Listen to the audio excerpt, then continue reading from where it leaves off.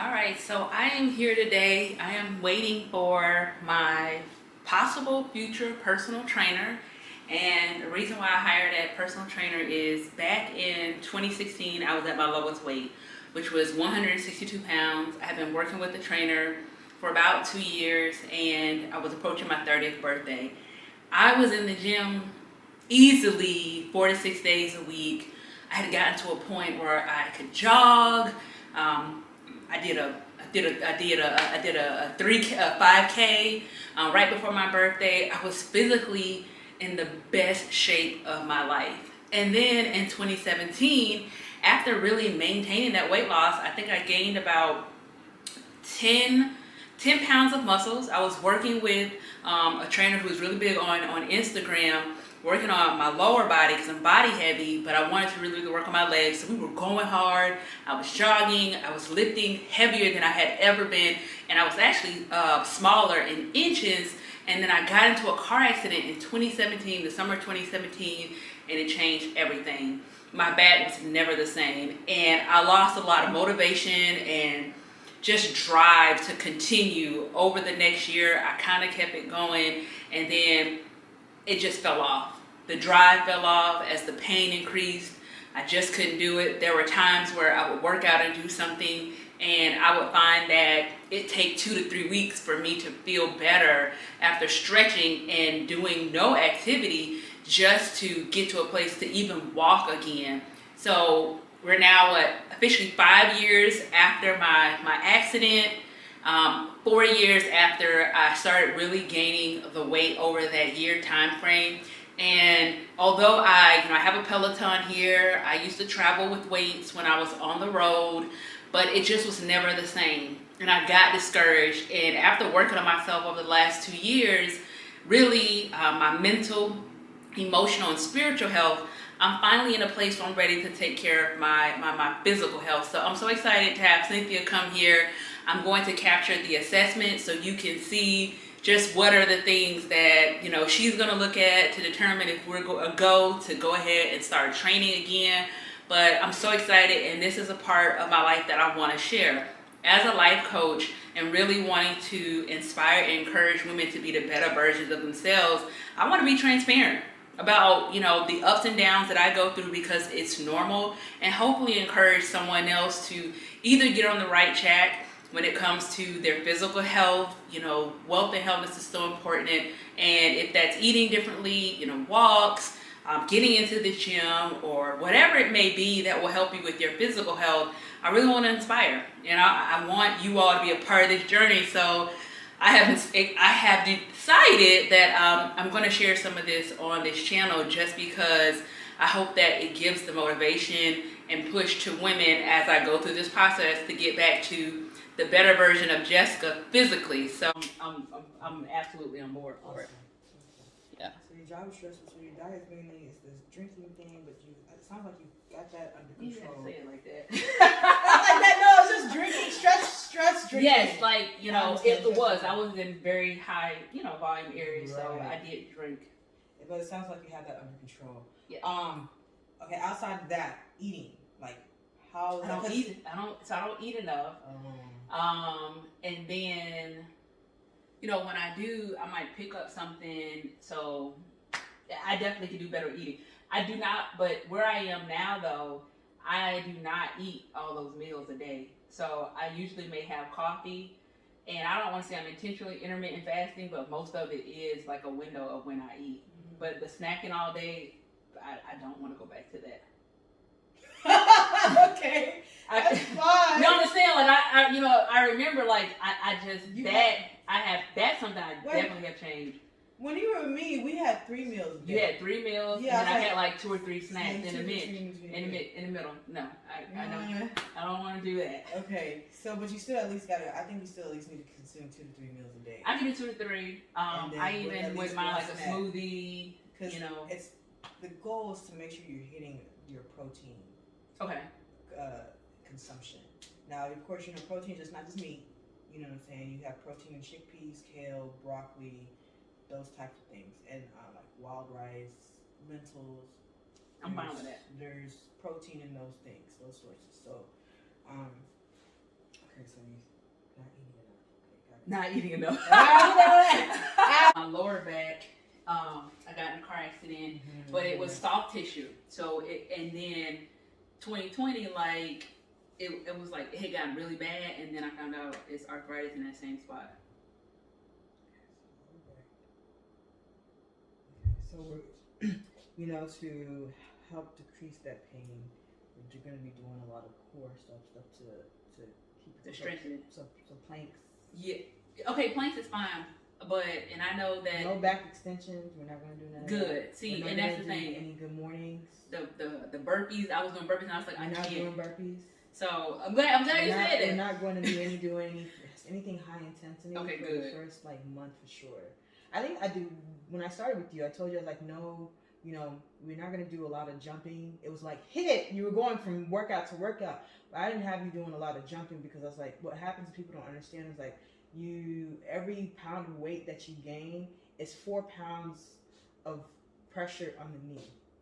So I tell people, as some of the personal trainers, you shouldn't be like when I see like the biggest ones, you shouldn't be having them like jumping like that because then later on they start complaining of knee pain. Like that. Yeah.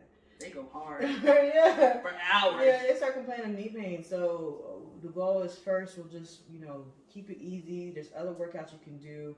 There's other ways to do burpees. No jumping, or you just do a nice stretch. You come down. We're gonna do it where. That's all. That's all I'm asking. Okay. To just understand, I'm not making stuff up because that's what it felt like. Okay. What's your weight? Let's start. At 220 because it's technically 220. You could have rounded it down, but okay. To 219.8, and then when it doesn't, but no, we'll just say 220. This is transparency. 220. Okay. Okay, so we're at 220 pounds. Okay. All right. There is an assessment questionnaire. Okay. I think I have it here. Okay. Because I worked with Nikki maybe for like 4 or 5 months. And I was like, okay, that's somebody, she working out, but... Did you see results with her? Yeah. Okay, good.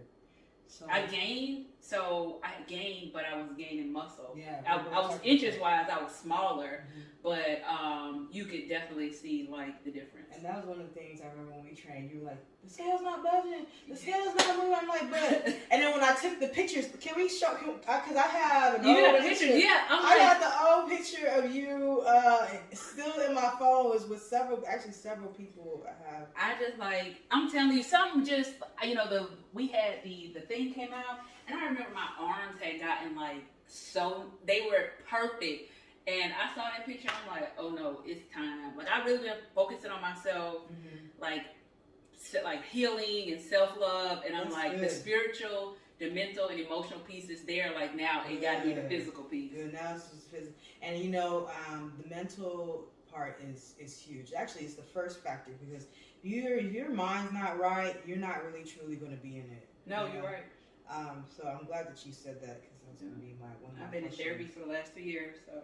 All right, y'all. Can we show you a picture of like what Jessica used to look like? I don't know if she really cared. Can we? You can do either one, but you can probably do the phone right here. Okay, let's see. Can you get it? Can we see this right here? Look at that. This is when I trained her. This was a 3-month period. This is how we started. And she was always like, oh my God, the scale's not budging. But then when we put these pictures next to each other, she's like, oh, okay. So pictures are so important. The scale doesn't say much. The scale is just something like, I really have my clients maybe weigh themselves like once a month or maybe twice a month. That's about it. But other than that, we don't even do like waist measurements and stuff. I tell them to go based on their clothes because what happens is when you start training and building the muscle rips, right? So when you lift weights, the muscle rips, right? So it causes inflammation. There's going to be some water buildup here and there. And also even the fat cells themselves might even fill up with water. They'll release and fill up with water. And what happens is your weight won't budge, right? But when this muscle tears, it sends the lymph node, not the lymph nodes, but the immune system attacks it, right? Not really attacks it, but it goes there to heal it, right? And so you're gaining muscle because muscle's more dense than fat. It doesn't weigh more than fat because 1 pound is 1 pound, but it has more density. And so as you build that muscle and you lose, you start losing the fat and everything, you won't really see too much on budging on the scale unless you're out here running a marathon, training for a marathon. Something. So that's something. So yeah. So look at this. I know. This. Yep, that's perfect. Right. So I want your chin facing me. There you go, like that. Yeah, look this way. You want to look down, like almost like you're looking towards your body. You're gonna go straight down. Like a double chin. And come up. Squeeze your glutes. All right. 15.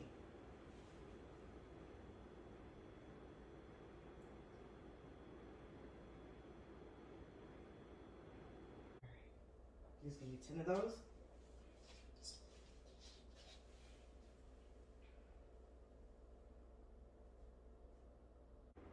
Too much. So one of the things you look like you're doing fine. Yeah, you look like you're doing fine. You're fine. But I will say, this floor is like, you feel it with your socks. It's a little slippery, so I Because I gotta see what your back. Because I don't want to be making a program and you can't, and your back hurts. So there's certain things that I have. So you're just gonna sit on the wall. Oh, a wall. Yeah, wall sit. The wall. Sit. So what you'll do with this wall sit is, I'll have you're gonna do weights. Really, you'll have weights in your hands, or you can put them on top of your thigh if you want to, but shoulder width apart. And you're just gonna come here, and you're gonna come here at 90 degrees. Okay, knees bent about 90 degrees, but it's on the thing, and you're straight up. I don't want to see this. I want to see this, because that's gonna probably hurt your back. Okay, I just kind of want to see where it's at, but you should feel it in your quads. Okay.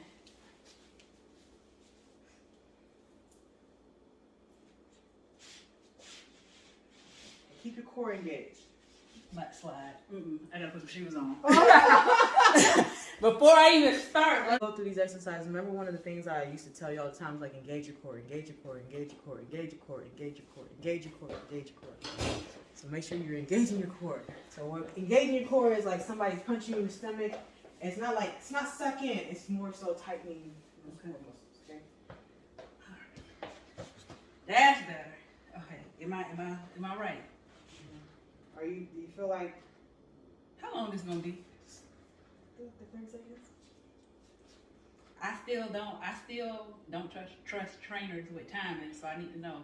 Okay, I got it right. Tell me how you feel, because I didn't know what your back feels. My back ain't nothing, but I'm shaking. Okay, so you feel it in your quads. I see your legs shake. All right, yeah, you doing it. All right, come on. You got it. Come on, keep it up. Come on, 5, 4, 3, 2, 1. Okay. So if you're doing a plank, there you go. Not always, just like right there, just like doggy. Okay, keep your core engaged. All right, and you'll kick back and up. Is it supposed to do that? That's fine. Kick back and up. You have to, because you're not bending. You push your leg back. Keep it back. Straight. Try to straighten your leg. There you go. Oh, there you go. I don't know, but you had yours bent because the couch. Yeah, because the couch is right there. Yeah, but kick back and out. So wait. So you're bringing it back. You want to make sure you're going back to where you're supposed to be. So it should be like this. Boom. See how my leg's straight? And then bring it back here. Okay, got it. Okay. So you're kicking back and out. There you go. There you go. Perfect. Give me 10. And try to stay balanced. This is targeting your core too. For the last one. All right. Booty down. Get your legs down. No. All the way down. There you go. Engage your core. There we go. Perfect. So when I was working with one of my trainers, after Cynthia left to go to DC, he used to always tell me that we were working to get finer. Like, you're gonna be finer. And I used to he said we're gonna work to get fine. And I always just tell him, no, finer. I'm already fine. And from that came my business. I'm trying to get the shirt, getting finer. I have this racer bag, I have tees, and also I have hoodies. That's perfect for the fall. But getting finer, it means so much to me. It's not just, losing weight or physical health, but it's truly mental, emotional, spiritual, and physical health for women, helping you get to a better version of yourself.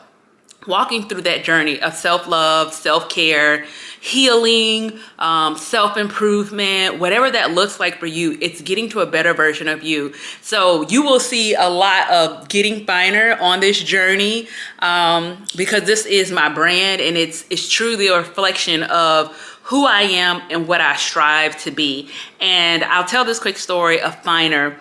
I was really, so one morning I'm on my church prayer call when the pandemic first started. I was actually at the beginning of my own self-love journey and self-love and healing journey. My pastor said, think of one word that comes to mind. And my one word was worthy. And this is in my book, this story. My one word was worthy. And I thought that was me talking to myself like, oh, you're worthy. I had just gotten out of a relationship, going through the healing process. And I felt like maybe it was me trying to say like, you're worthy, you got this. And I just kept trying to think of another word and I could not. So I looked up the definition of worthy, and the quality and deserving came to mind when I looked at the definition. And then I looked up the definition of FineR.